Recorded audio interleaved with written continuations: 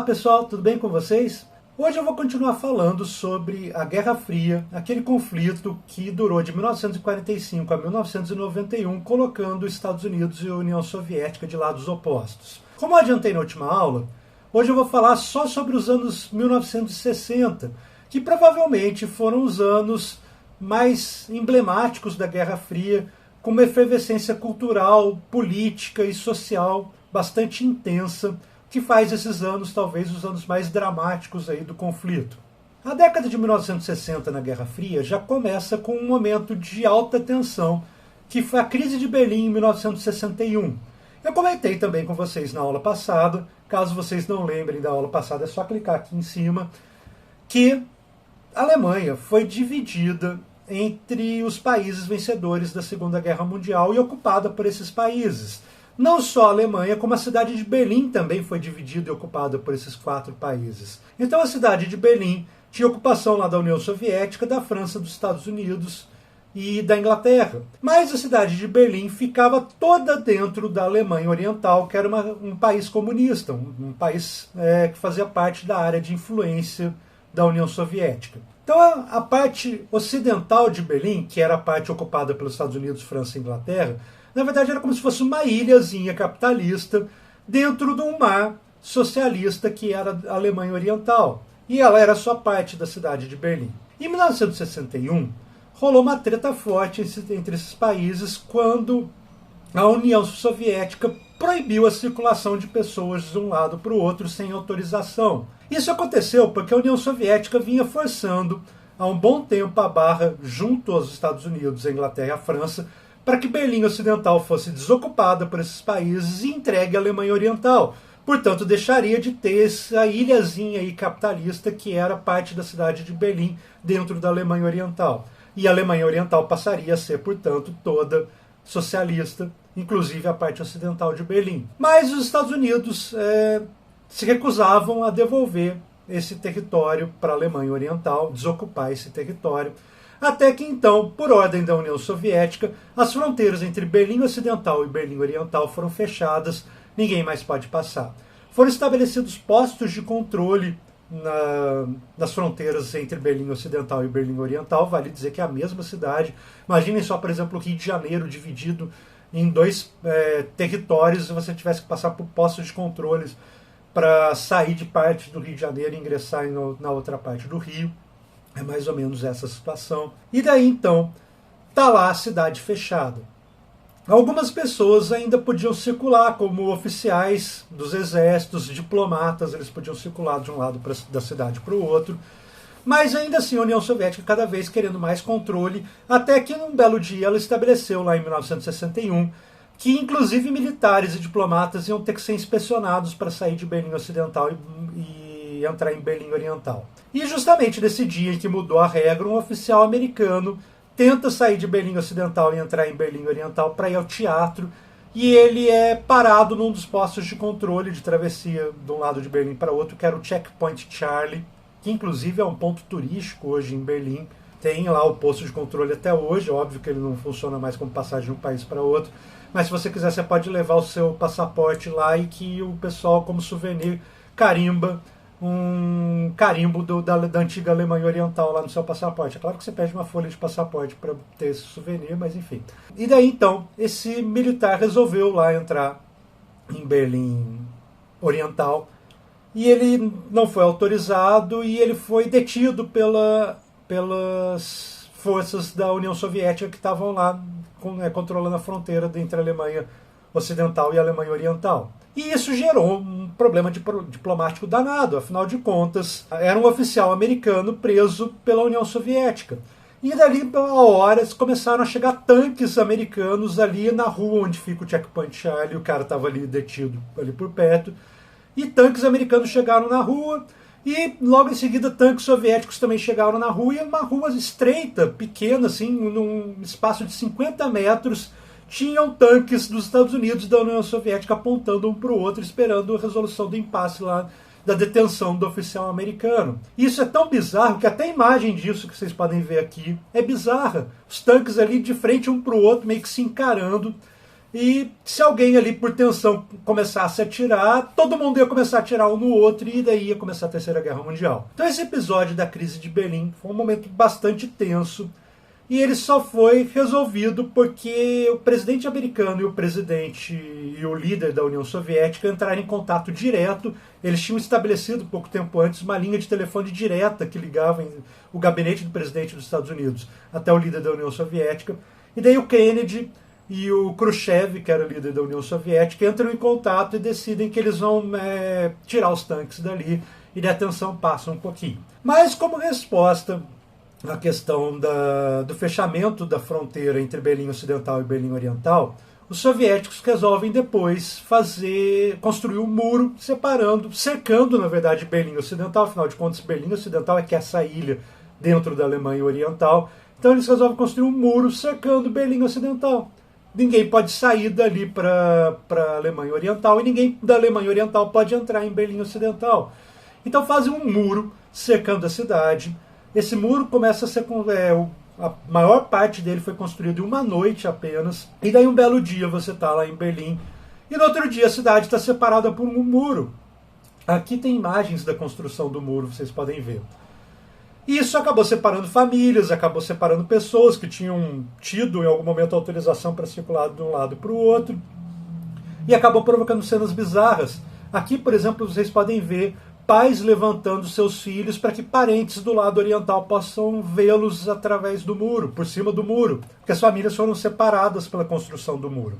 Então o Muro de Berlim foi construído no dia 13 de agosto de 61 e ele ficou de pé até 1989, separando Berlim Ocidental de Berlim Oriental. Berlim Ocidental, portanto, era uma parte de uma cidade cercada por um muro, a parte capitalista, no mar de socialismo que era a Alemanha Oriental. Nesses anos todos de existência do muro, entre 1961 e 1989, diversas pessoas tentaram passar pelo Muro de Berlim e acabaram sendo mortas tentando passar por ali, principalmente tentando se tornar refugiados da Alemanha Oriental, fugindo para a Alemanha Ocidental. Dois casos são bastante emblemáticos. O primeiro é de uma família em que o pai resolveu blindar o porta-malas de um carro, colocar a família no porta-malas desse carro, e ele ia dirigir e colocou um tijolo ali no acelerador e ele acelerou em direção a um dos postos de controle, um dos postos de passagem do muro. O pessoal ali do posto de controle fuzilou o carro, matou o motorista, mas como tinha um tijolo, o carro continuou acelerando, até passar pelo posto de controle e bater do lado de lá, já em Berlim Ocidental. E daí o motorista morreu, mas a família estava numa parte blindada do porta-malas, sobreviveu e conseguiu fugir para a Alemanha Ocidental. E outro caso bastante famoso, bastante emblemático, é de um jovem que, lá em 1989, ele achou que por causa do clima ali de que a Alemanha Oriental já estava mal das pernas, que ia rolar a unificação, que a União Soviética já não estava mais reprimindo as pessoas do jeito que ela tinha reprimido durante todo o período da Guerra Fria. Ele achou que talvez ninguém ia perceber, ou talvez ninguém ia se importar se ele tentasse fugir para Berlim Ocidental. E daí ele pula o primeiro muro. Na verdade, o que a gente chama de Muro de Berlim era um complexo de segurança que envolvia 2 muros e uma área vigiada no meio com minas, arame farpado e tudo mais. Então ele pulou o primeiro muro, saiu correndo, e quando estava para pular o segundo muro e chegar na parte ocidental, ele foi alvejado e caiu ainda dentro da área do muro. Esse episódio ficou bastante famoso porque isso foi dias antes da abertura das fronteiras entre Berlim Ocidental e Berlim Oriental, e porque ele caiu dentro da área do muro que era controlada pela Alemanha Oriental. Então o pessoal da imprensa, por exemplo, viu ele, conseguia filmar ele dos prédios ali próximo ao muro, agonizando, mas não podia fazer nada, porque se alguém tentasse salvá-lo, eles estariam invadindo a Alemanha Oriental e poderiam ser atingidos também por tiros. E esse episódio ficou famoso porque a imprensa filmou o sujeito agonizando até morrer e ninguém pode fazer nada por ele. Os soviéticos deixaram ele, os guardas da Alemanha Oriental deixaram ele lá agonizando, e isso aconteceu alguns dias só antes da abertura das fronteiras. Isso é outro caso bastante famoso de pessoas que morreram tentando atravessar o Muro de Berlim. Então a década de 60 já começa aí com tensão lá em cima entre Estados Unidos e a União Soviética. Mas outra coisa que eu terminei a aula para vocês falando na semana passada foi que um acontecimento que mudou muito a política externa dos Estados Unidos foi a Revolução Cubana de 1959. A Revolução Cubana estabeleceu um regime socialista ali bem próximo aos Estados Unidos, 120 quilômetros de Miami. E isso para os Estados Unidos, para os interesses dos Estados Unidos, era um problemão. Afinal de contas, a gente tem um país socialista agora debaixo do nariz dos Estados Unidos. Os Estados Unidos começam a tomar atitudes para evitar que uma nova Cuba aconteça na América Latina. E daí os Estados Unidos passam a ter uma postura mais intervencionista nos países da América Latina. Por exemplo, começa a patrocinar golpes de Estado para estabelecer governos de repressão aos movimentos de esquerda aqui na América Latina. Foi assim que aconteceu no Brasil, foi assim que aconteceu na Argentina, no Uruguai, no Chile, no Paraguai, na Bolívia. Alguns lugares com mais violência, outros com menos, mas ainda assim regimes militares que perseguiram oposição socialista. Mas não é só de atuação violenta que os Estados Unidos procura controlar a América Latina. Em 1961, o presidente dos Estados Unidos, um sujeito chamado John Kennedy, ele estabelece um plano de ajuda para a América Latina, conhecido como Aliança para o Progresso, que era um plano para despejar dinheiro na América Latina e solidificar os laços de parceria entre os países da América Latina e os Estados Unidos. Esse plano foi inclusive apelidado de Plano Marshall da América Latina, porque era tipo um contingente grande de dinheiro sendo despejado, que seria despejado na América. Assim como o Plano Marshall, que foi aquele plano que eu falei para vocês, que era o plano de reconstrução da Europa depois da Segunda Guerra Mundial. A Aliança para o Progresso, que é o nome desse plano aqui para a América Latina, previa 80 bilhões de dólares para serem investidos aqui na América Latina, só que no final das contas foram só 20 bilhões. Só uma parte desse dinheiro que foi investido, foi só um quarto. E é interessante que os Estados Unidos, para investir esse dinheiro nos países da América Latina, tinham alguns critérios que esses países precisavam cumprir para poder receber o dinheiro. Como, por exemplo, eliminar o analfabetismo adulto, estabilizar preços e combater a inflação, e promover políticas de divisão de renda mais igualitária e reforma agrária, que é super curioso. Para você receber dinheiro dos Estados Unidos via Aliança para o Progresso, na década de 60, você tinha que implementar programas que sinalizassem para os Estados Unidos que você estava promovendo a reforma agrária. E aqui no Brasil, por exemplo, era do interesse do João Goulart fazer reforma agrária. Era uma das reformas que ele queria fazer no Brasil.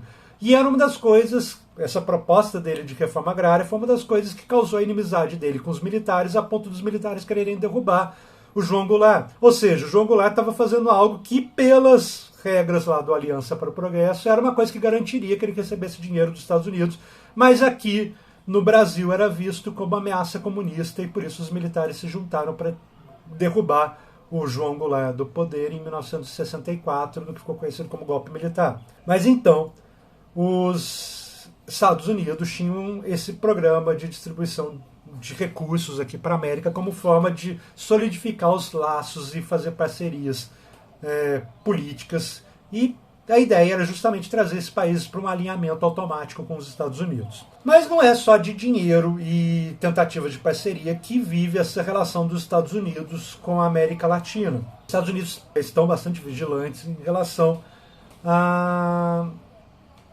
América Latina para evitar uma nova Cuba. E até mesmo Cuba, eles estão interessados em impedir a continuidade do regime após a Revolução. Recentemente foram divulgados dados da CIA, que até então eram secretos, mas já passaram anos e daí agora eles se tornaram públicos, que a CIA tentou matar o Fidel Castro entre 59 e 65 8 vezes. Ou seja, foram 8 tentativas de matar o líder da Revolução Cubana para tentar derrubar o regime e nenhuma delas foi bem sucedida.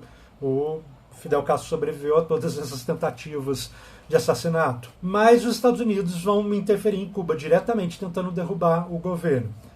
Uma dessas tentativas é a invasão da Baía dos Porcos, e aconteceu em 1961. O que foi a invasão da Baía dos Porcos? Quando rolou a Revolução em 1959, o regime que existia até então era um regime ditatorial de um sujeito chamado Fulgêncio Batista, ditador de Cuba, que foi derrubado lá pelo Fidel Castro e pelo Che Guevara quando rolou a Revolução.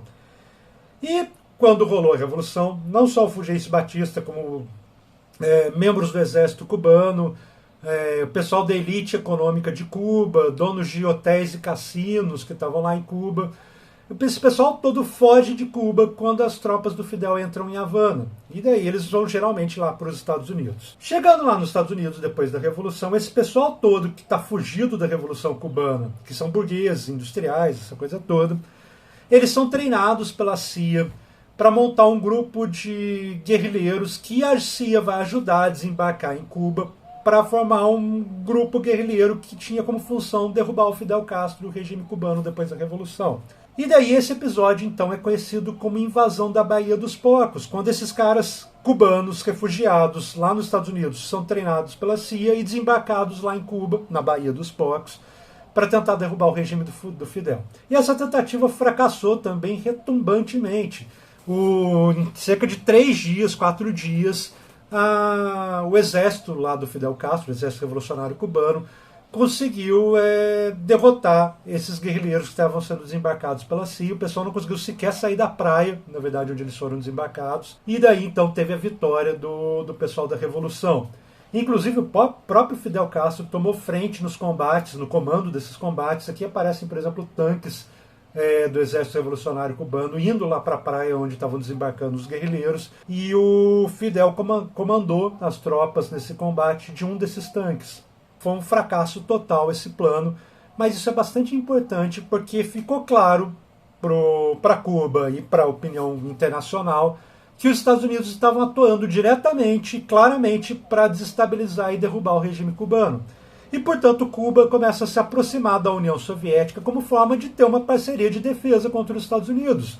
Uma coisa é Cuba lutar sozinha contra os Estados Unidos, e daí ela estaria à mercê do poderio militar dos Estados Unidos. Outra coisa é ela contar com a ajuda da União Soviética como forma de impedir que os Estados Unidos atacassem, que é o que ela procura fazer a partir de 1961. Cuba começa a se aproximar da União Soviética cada vez mais, a partir de 1961. E isso tem tudo a ver com o segundo episódio, já no comecinho dos anos 60, em que parece que o mundo vai acabar e vai rolar uma guerra entre a União Soviética e os Estados Unidos, que é a crise dos mísseis de 1962. Em 1962, a União Soviética, já próxima de Cuba, percebeu que seria interessante instalar mísseis lá na ilha de Cuba, porque esses mísseis poderiam alcançar várias cidades grandes dos Estados Unidos, caso fosse necessário. É importante dizer que naquela época os mísseis não tinham o alcance que tem hoje, portanto existe uma limitação ali para você disparar, a distância que você tem que estar do alvo para você poder disparar esses mísseis. Então, se a União Soviética quisesse acertar grandes cidades dos Estados Unidos, como Nova York, Washington, a Filadélfia, enfim, as grandes cidades ali da costa leste, tinha que ser disparado de lugar próximo, e Cuba, como eu falei, está ali a 120 quilômetros de Miami. Então a União Soviética percebeu a oportunidade de instalar os mísseis em Cuba e instalou mísseis com capacidade de ataque nuclear. Aviões americanos de reconhecimento passaram por cima de Cuba e fotografaram a instalação desses mísseis, e daí os Estados Unidos ficou sabendo que a União Soviética estava ali para instalar aqueles mísseis. Isso gerou uma crise danada. Primeiro porque os Estados Unidos começaram a exigir que a União Soviética tirasse esses mísseis, e segundo, porque os Estados Unidos anunciaram um bloqueio à ilha de Cuba para impedir que navios soviéticos carregando novas armas chegassem a Cuba. E isso gerou uma tensão internacional danada entre os Estados Unidos e a União Soviética, porque a União Soviética alegou, não, é para defesa de Cuba, Cuba tem direito a se defender, os Estados Unidos já tentou desestabilizar o regime, já patrocinou uma invasão de Cuba, Cuba precisa se defender e por isso a gente está instalando armas nucleares em Cuba, mísseis em Cuba. Portanto, é legítima defesa de Cuba isso e a gente não vai tirar.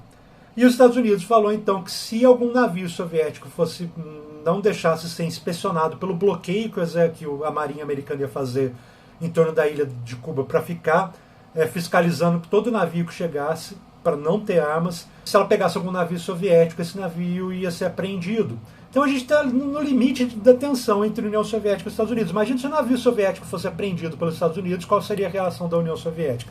Inclusive isso quase aconteceu, um navio soviético que estava indo em direção ao bloqueio da Marinha Americana. Quando foi chegando próximo do bloqueio, reparou que ele estava sendo escoltado por submarinos nucleares russos. Por que um navio qualquer, um cargueiro qualquer da União Soviética, pretensamente carregando batata, por exemplo, estaria sendo escoltado por submarinos russos? Ou seja, tinha ali uma tensão no ar, os Estados Unidos achando que aquilo tinha arma, queria prender o navio, e se prender o navio, os submarinos vão atacar, se os submarinos atacar, os americanos vão ter que responder. Começou a Terceira Guerra Mundial de novo também, assim como quase tinha sido lá na crise de Berlim. Tem até um filme que relata esses dias de tensão, porque essas histórias todas que eu contei aconteceram durante 13 dias.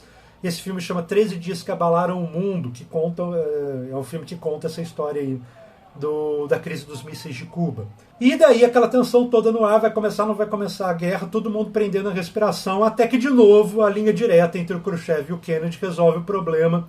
O Khrushchev se compromete a tirar os mísseis de Cuba e por debaixo dos panos, não foi divulgado, mas o acordo envolvia que os Estados Unidos, que tinha mísseis similares na Turquia, e portanto esses mísseis da Turquia poderiam atingir a União Soviética, também tirariam os mísseis lá da Turquia, e daí seria a contrapartida, não vai ter míssil em Cuba, também não vai ter na Turquia, então está tudo resolvido, todo mundo tira os mísseis desses lugares, e, portanto, a gente vai tentar não se matar daqui para frente. Mas, novamente, a crise dos mísseis, aí, ó, não estou nem no começo da aula, e já teve dois momentos, a crise dos mísseis e a crise de Berlim, que o mundo quase entrou na Terceira Guerra Mundial.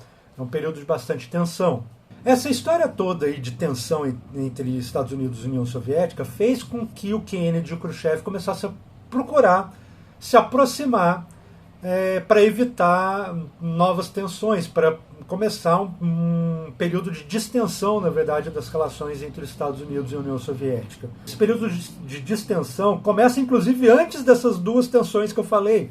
Em 61, o Kennedy se encontrou com Khrushchev em Viena, na Áustria, aqui essa foto dos dois conversando, e eles decidiram, por exemplo, o estabelecimento dessa linha direta entre eles para que eles pudessem conversar em casos assim extremos, mas busca-se conversar, digamos assim, para evitar o confronto entre os Estados Unidos e a União Soviética. E os dois casos, a crise de Berlim e a crise dos mísseis, fazem com que a opinião pública comece a pressionar por um período de distensão das relações entre os dois países, e também começa a surgir ali o movimento contra a proliferação de armas nucleares. Afinal de contas, esses dois países são potências nucleares, e daí, se eles resolverem se atacar, a gente está perdido. Então esse período de distensão que vai rolar, sobretudo a partir de 62, depois das duas crises, é conhecido como a política da coexistência pacífica, que basicamente significa que a gente se odeia, mas a gente não vai se matar. Fica aí no seu quadrado, eu fico aqui no meu quadrado, e a gente tenta não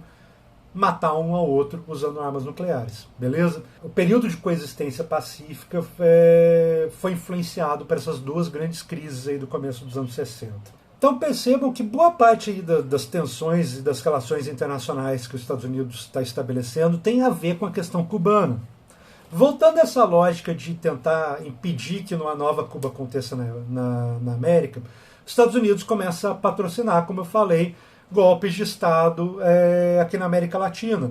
Aqui no Brasil, por exemplo, os Estados Unidos se comprometeu com os generais golpistas que derrubaram o Jânio Quadros a fornecer navios e combustível caso as tropas leais ao João Goulart resolvessem resistir à tentativa de golpe.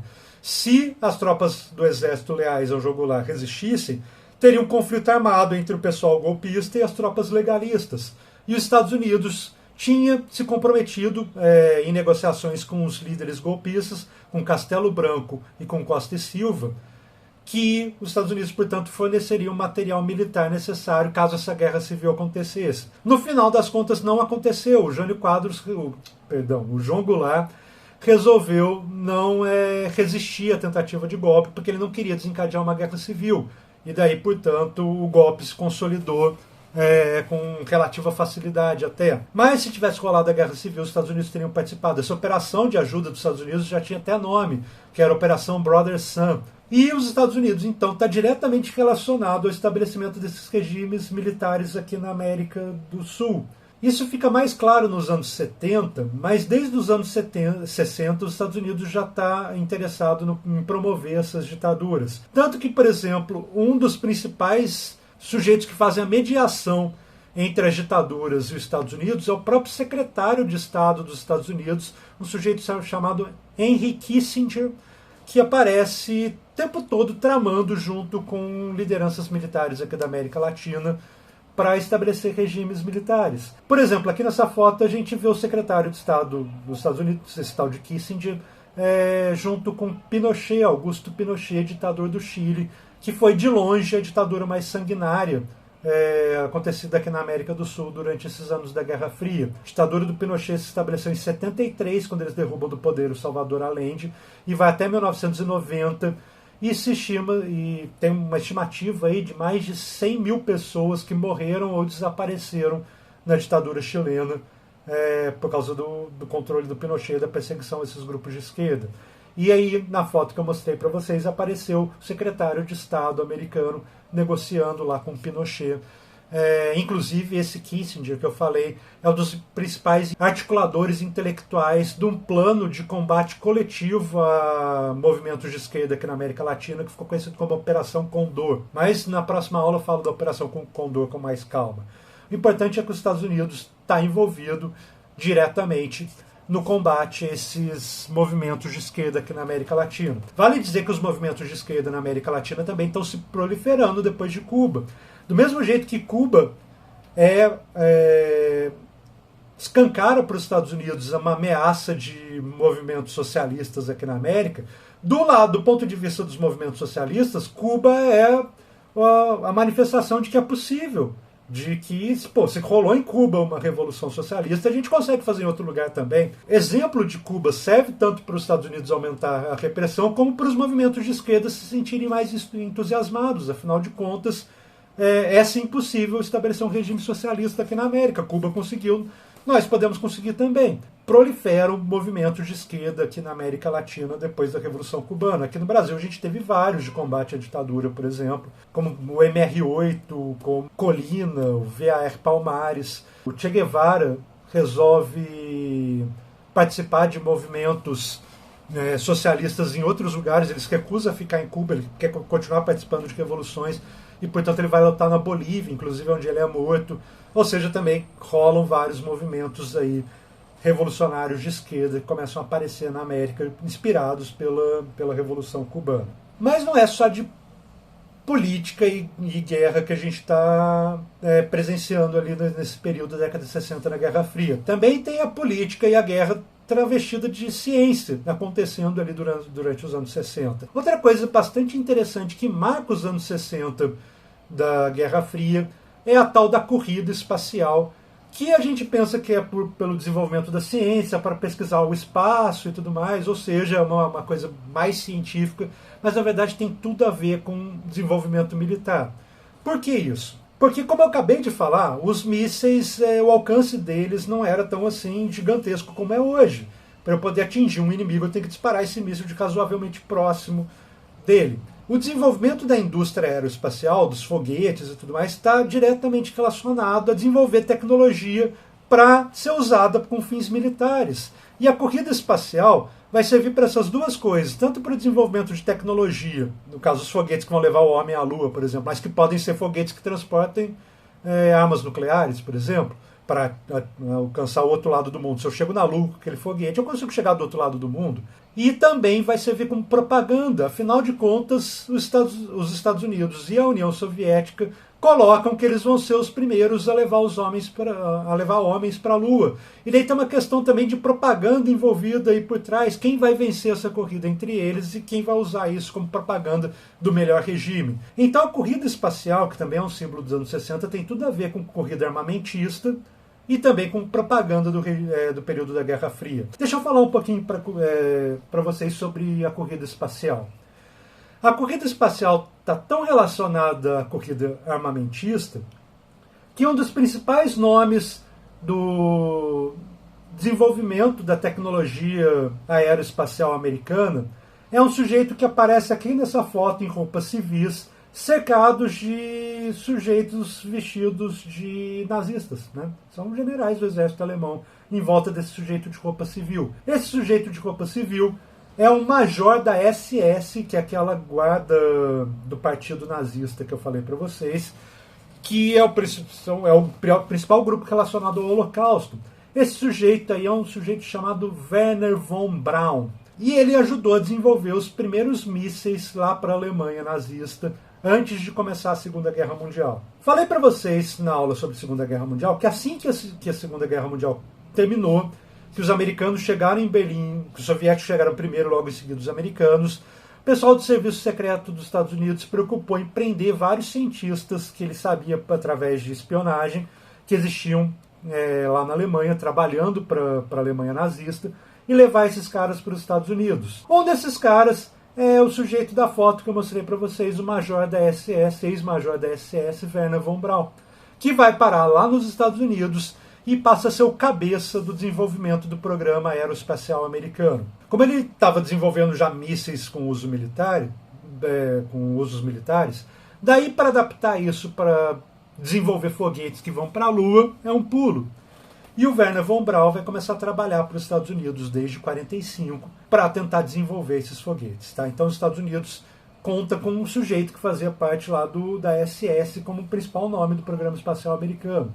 E ele vai ajudar a desenvolver os foguetes que, no final das contas, vão dar vitória para os Estados Unidos, os foguetes que vão levar o homem para a Lua. É interessante que essa história não era do desconhecimento de ninguém. Todo mundo sabia que o sujeito era um ex-nazista, mas como agora ele é um ex-nazista trabalhando para o governo dos Estados Unidos, aí não tem importância. Por exemplo, aqui aparece calmamente andando junto com Kennedy, tá tudo tranquilo, não tem problema nenhum. Nazista bom é um nazista que agora trabalha para os Estados Unidos. Esse é o ponto de vista da galera daquela época. E esse cara também vai desenvolver, como eu falei, os foguetes que vão levar os homens para a Lua. Aqui também tem uma outra foto interessante, porque eu achei as imagens bastante interessantes dele, que é ele do lado do Saturno V, que é o foguete que levou Apollo 11 até a Lua, lá em 1969, dando a vitória da corrida espacial para os Estados Unidos. Mas eu gostei dessa foto porque olha o tamanho da saída de escapamento desses foguetes. É um negócio assim gigantesco. E daí esse daí, diante dos foguetes, é o tal do Wernher von Braun, que é quem desenhou o Saturno V. Mas antes dos Estados Unidos vencerem a corrida espacial, parece que é a União Soviética que vai ganhar. Afinal de contas, a União Soviética esteve à frente o tempo todo nas etapas da corrida espacial. Foi a primeira a mandar um satélite para fora da Terra, o Sputnik, que é o satélite soviético, lá o primeiro a orbitar a Terra, lançado em 1957. E curioso que o Sputnik voltou a aparecer nos jornais, aí, agora não mais como satélite.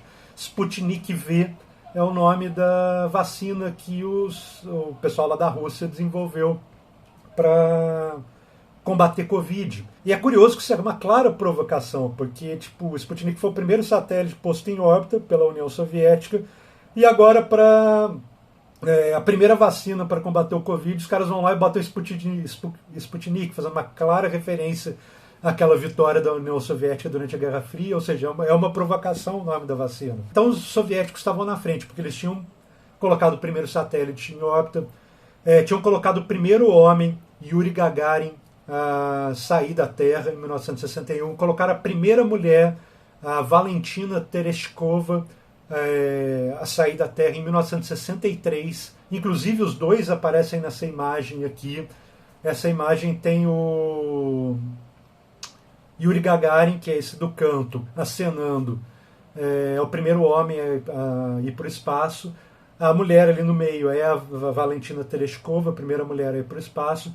E o sujeito careca é o Nikita Khrushchev, que eu falei para vocês, que é o comandante da União Soviética no período. Então a União Soviética parece estar à frente o tempo todo na corrida espacial, mas chega no final dos anos 60, os Estados Unidos começam a botar muito recurso e também diminuir os padrões, digamos assim, de segurança das novas tentativas. O projeto Apollo todo foi um projeto bastante experimental e bastante inseguro, na verdade, tanto que ocorreram vários acidentes, mas eram os Estados Unidos acelerando o processo para conseguir chegar na Lua mais rápido, e daí, portanto, queimando etapas e fazendo menos testes e tornando o projeto Apollo bastante inseguro, mas isso dá resultado.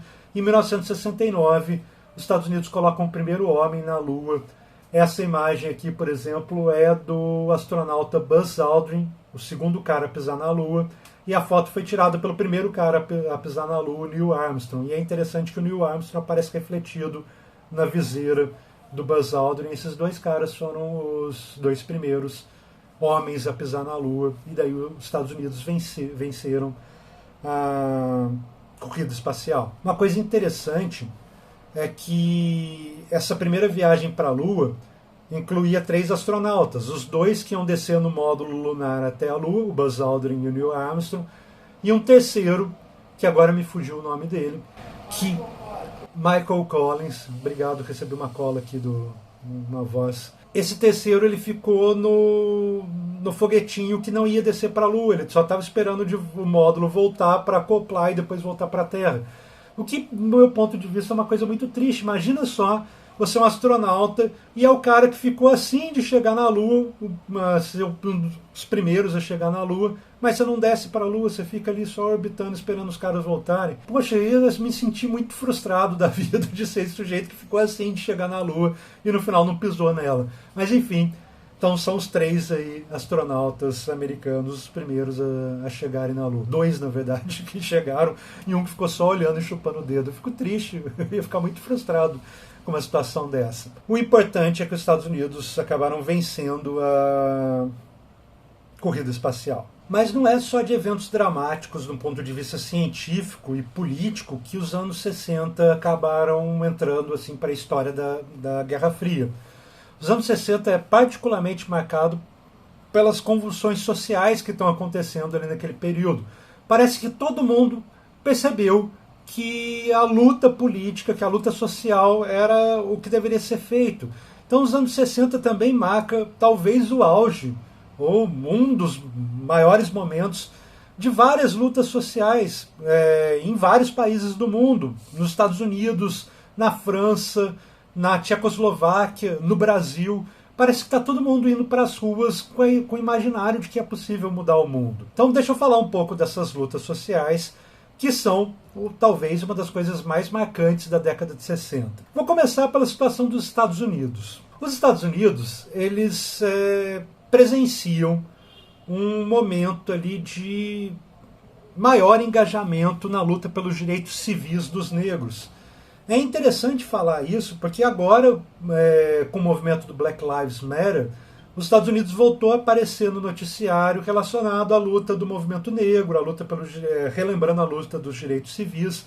E um dos momentos em que isso foi mais forte foi lá nos anos 60. Como que esse movimento começou a ganhar força ali até chegar nos anos 60? O movimento negro sempre lutou pela igualdade, pelo fim da discriminação racial, essa série de coisas, mas ali no meio dos anos 50 e comecinho dos anos 60, acontecem várias situações que acabam despertando boa parte da população para esse movimento. E essas situações são situações de violência.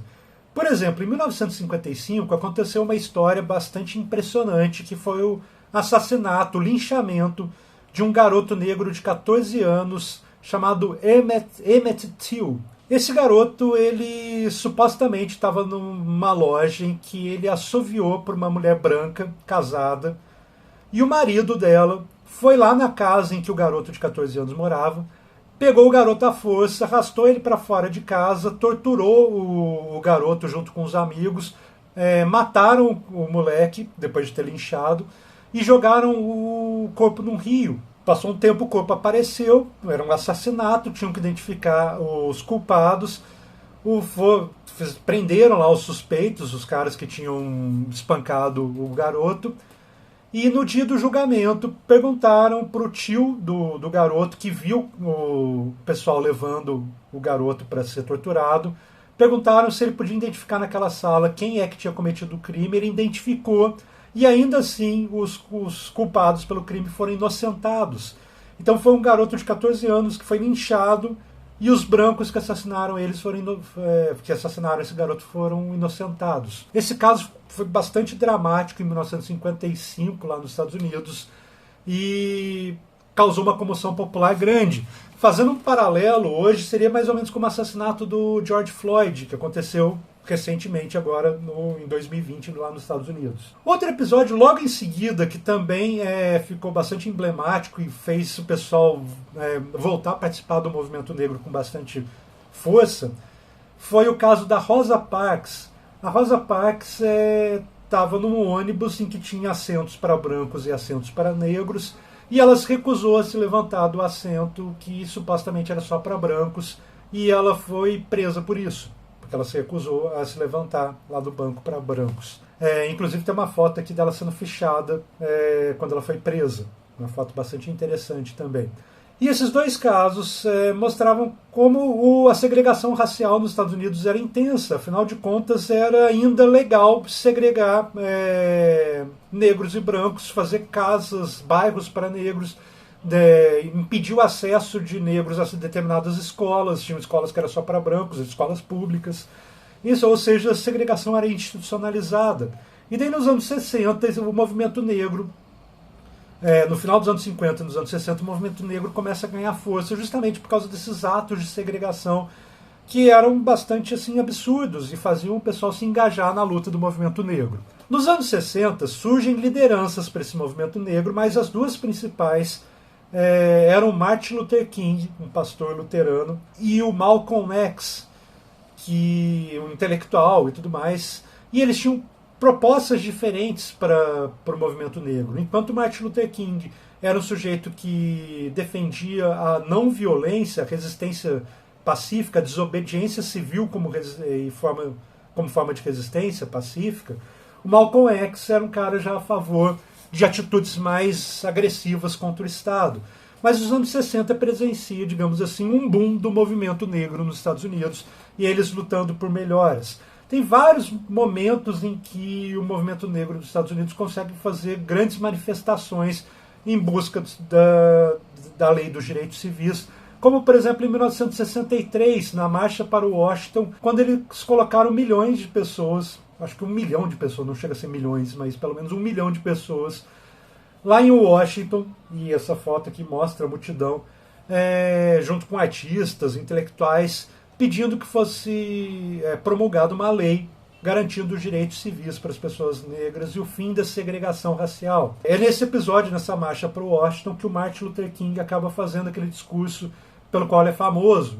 Na verdade, ele é famoso por várias coisas, mas esse discurso é uma das coisas mais famosas dele, em que ele fala que ele tem um sonho que ninguém nos Estados Unidos mais viva o fardo do racismo e seja alvo de segregação pela cor da pele. Aquele famoso discurso do I Have a Dream. Vocês já devem ter ouvido falar disso. Mas então o movimento negro nos Estados Unidos começa a ganhar bastante força nos anos 60. Parcela desse movimento negro defende a resistência civil não violenta, outra parcela começa a defender uma ação mais enérgica contra o Estado. Tem também o recrudescimento do pessoal racista, como, por exemplo, o fortalecimento da Ku Klux Klan, que nos anos 60 começa a praticar atentados e, enfim, linchar pessoas negras também, numa coisa bastante violenta. E já é bastante documentado, por exemplo, no cinema. Recentemente surgiu o Infiltrado na Clã, que mostra um pouco essa história. Mas o importante, então, é que o movimento negro nos Estados Unidos está em completa efervescência nos anos 60.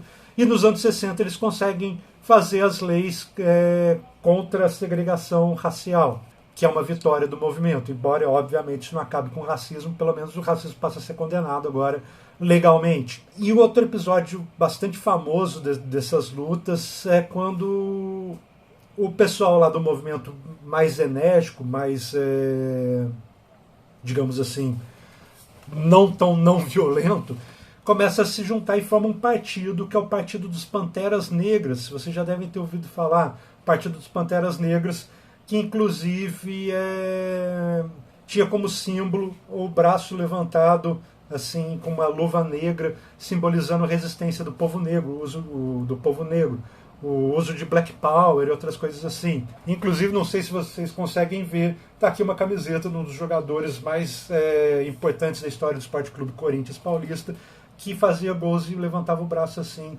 também em referência ao movimento negro dos Estados Unidos. Mas o importante dessa história toda é que o movimento dos Panteras Negras ele tinha um discurso bastante interessante.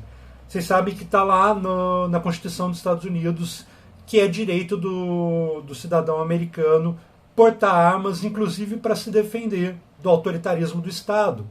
Eu contei para vocês que a Constituição americana foi promulgada lá em 1787 e que na época em que ela foi promulgada existia esse medo ainda de volta de um antigo regime. Afinal de contas, a independência dos Estados Unidos foi uma luta contra o antigo regime. Eu falei disso para vocês lá naquela aula. Se vocês não lembram também, é uma aula já faz tempo, só clicar aqui que vocês podem assistir essa aula sobre a independência dos Estados Unidos. E naquela ocasião eu falei então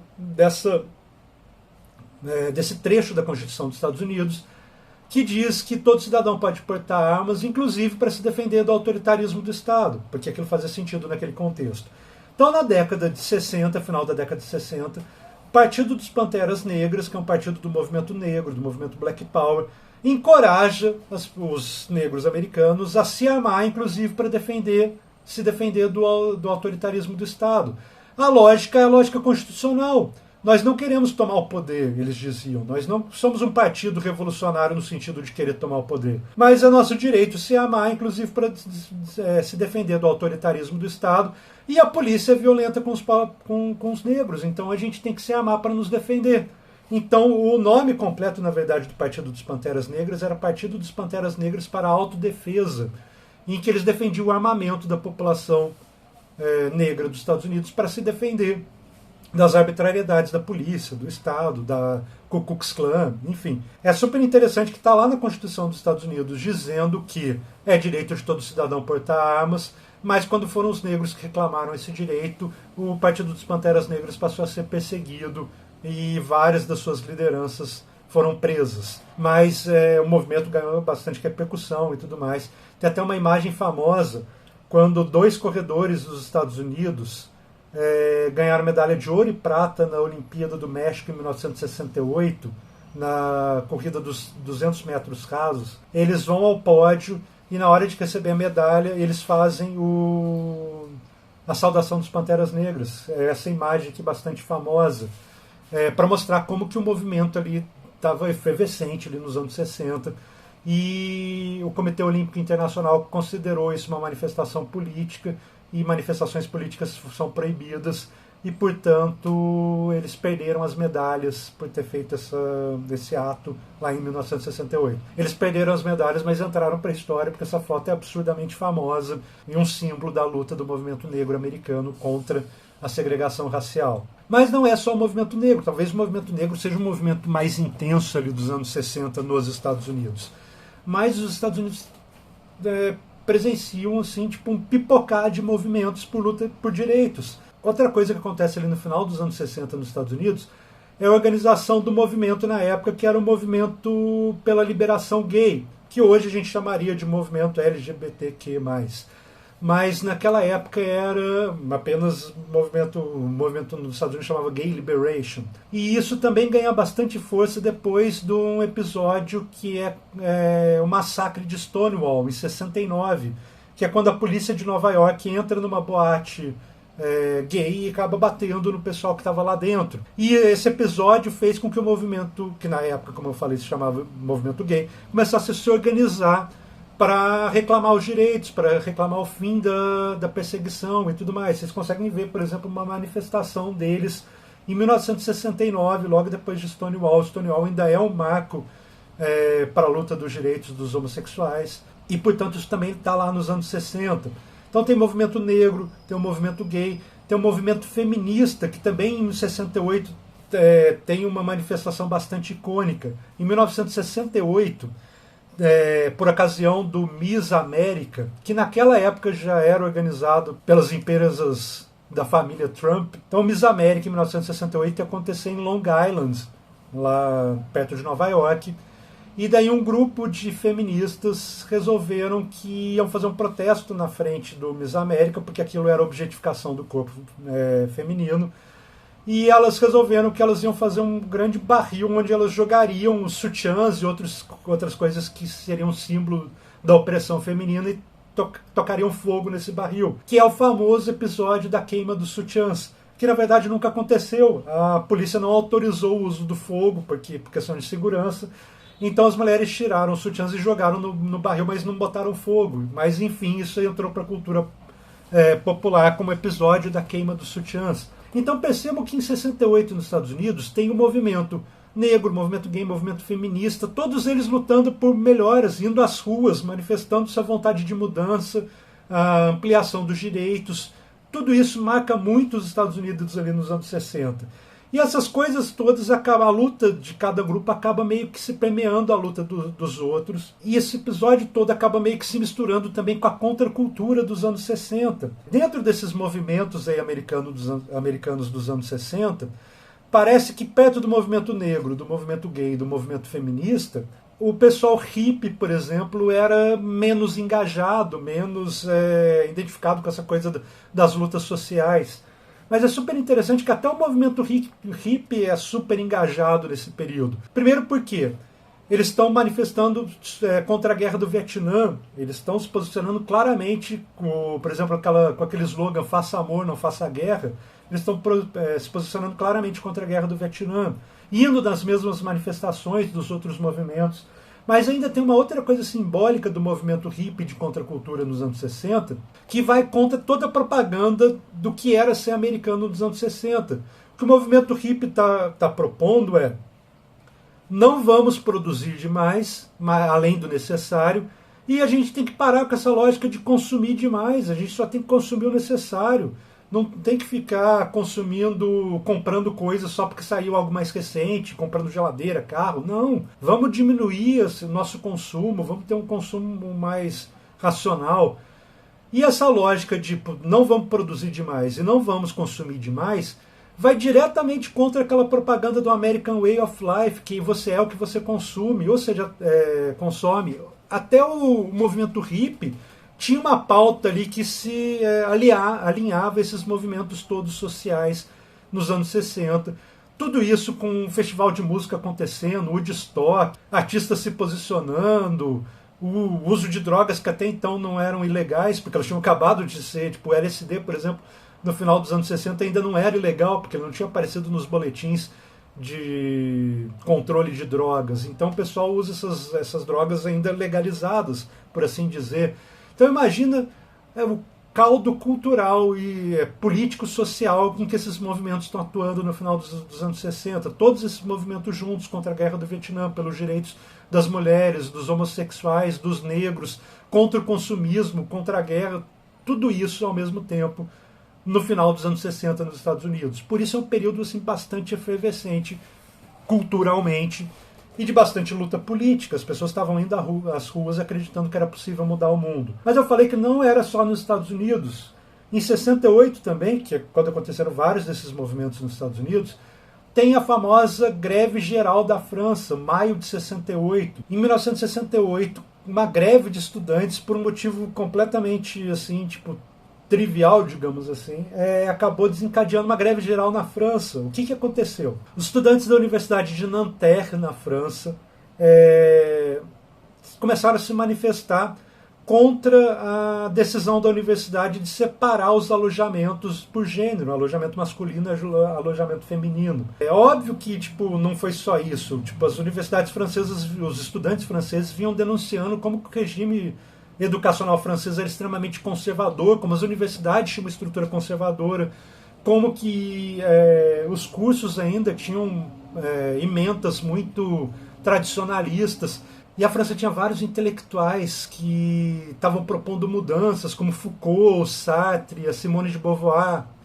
Esse pessoal todo ali meio que animando a galera a propor um sistema educacional menos conservador. E daí, então, essa história de separar alojamentos entre homens e mulheres, por gênero, foi a gota d'água para esses estudantes de Nanterre que resolveram se manifestar contra essa decisão de separar alojamentos. E eles foram duramente reprimidos pela polícia. Quando eles foram reprimidos pela polícia, estudantes de outros lugares que também estavam inconformados com esse tradicionalismo da Universidade Francesa, começam a se revoltar, começam a surgir movimentos de estudantes de solidariedade aos estudantes de Nanterre, e começa a se espalhar manifestações de estudantes pela França, que são, de novo, duramente reprimidas pela polícia. Os sindicatos franceses aproveitam esse contexto que os estudantes estão na rua se manifestando por mudanças de sistema e começam a decretar uma greve geral. E mais ou menos 10 milhões de trabalhadores da França param na greve geral de maio de 68. Que é um negócio assim, muito curioso, o espírito da época. Uma revolta que começa por causa de alojamento masculino e feminino, vira uma greve geral em que um terço dos trabalhadores da França param junto com os estudantes porque eles querem mudança, eles não aguentam mais o tradicionalismo, o conservadorismo lá na França. Esse episódio aí das greves de maio de 68 ficaram muito famosos, porque foi um movimento de pessoas indo à rua pedindo mudanças. E é super interessante que eles usavam slogans que depois ficaram bastante famosos, como, por exemplo, é proibido proibir. Isso é um slogan lá de maio de 68. Outro que eu acho bastante interessante, que eles, inclusive esses slogans eram pichados nas paredes e tudo mais, é esse aqui, que quer dizer, sejamos realistas, demandemos o impossível. Isso também era outro slogan da Revolução lá de maio de 68. Mas o importante é que está rolando um movimento ali de manifestação política, principalmente dos mais jovens, pedindo mudanças. Aqui no Brasil também, o ano de 1968 marca uma série de manifestações contra a ditadura, principalmente depois do assassinato do estudante Edson Luiz. O estudante Edson Luiz era um estudante secundarista e ele estava num restaurante popular aqui no centro do Rio de Janeiro, próximo onde hoje é o aeroporto Santos Dumont. A polícia invadiu o restaurante popular e no meio da agressão aos estudantes, alguém deu um tiro e acertou esse estudante e ele acabou morrendo dentro do restaurante popular, o estudante Edson Luiz. E o assassinato dele gerou uma comoção danada. Os estudantes levaram o corpo do Edson Luiz para ele não ser levado pelos policiais, porque eles temiam que o corpo fosse desaparecido, essas coisas todas. E o assassinato dele virou um símbolo contra a ditadura, contra os excessos da ditadura. E começaram a rolar manifestações como a Passeata dos 100 mil, que é uma manifestação gigante que aconteceu no centro do Rio de Janeiro contra a ditadura, com participação de artistas, intelectuais e tudo mais, pedindo o fim da ditadura. Ou seja, aqui no Brasil também o povo está indo na rua pedindo mudanças. Mas só para não ficar em países alinhados ao capitalismo, rola também em 68 um episódio bastante famoso, que é a Primavera de Praga. Líder do Partido Comunista da Tchecoslováquia, um sujeito chamado Alexander Dubček, começa a fazer uma série de reformas lá na Tchecoslováquia, que, segundo o ponto de vista de Moscou, eram reformas liberalizantes demais. Segundo Dubček, aquilo era para dar uma cara mais humana ao socialismo, que inclusive era uma das coisas que o pessoal lá na Tchecoslováquia usou como slogan, tornar o socialismo, dar para o socialismo uma cara mais humana. E esse pessoal começou a se manifestar, começou a ir para as ruas pedir mudanças, o Dubček começou a implementar essas reformas liberalizantes, mas isso não foi bem visto por Moscou, que usou as tropas do Pacto de Varsóvia para mandar para a Tchecoslováquia e reprimir, tirar do poder o Dubček e reprimir o movimento de reformas que a população lá em Praga estava pedindo. Isso aparece num livro que é bastante famoso, talvez você já tenha ouvido falar dele. É um livro que o pano de fundo é a Primavera de Praga, que é A Insustentável Leveza do Ser, de um escritor chamado Milan Kundera. Não foi bem sucedido as reformas, e a União Soviética ficou ocupando a Tchecoslováquia de 1968 a 1991, quando acaba a União Soviética. Mas, enfim, de alguma maneira o pessoal lá da Tchecoslováquia achava que era possível mudar, achava que era possível fazer reformas. O que é o símbolo do final dos anos 60.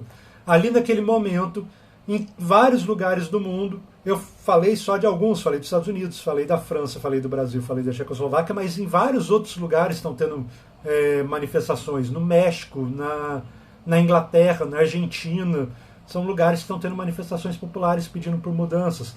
Ou seja, um período em que muita gente acredita que a mudança é possível. E o resultado disso, em várias partes do mundo, é o fracasso, na verdade. As pessoas vão às ruas acreditando que é possível mudar, e elas são reprimidas e pouca coisa efetivamente muda. Lá na Tchecoslováquia, o movimento é reprimido pelas tropas do Pacto de Varsóvia, os movimentos americanos pelos direitos continuam ainda tendo que lutar, na verdade continuam tendo que lutar até hoje, como a gente está vendo, tanto o movimento feminista, como o movimento pelos direitos dos homossexuais, como o movimento pelos direitos dos negros, até agora tendo que debater ainda as mesmas pautas de 50 anos atrás, né?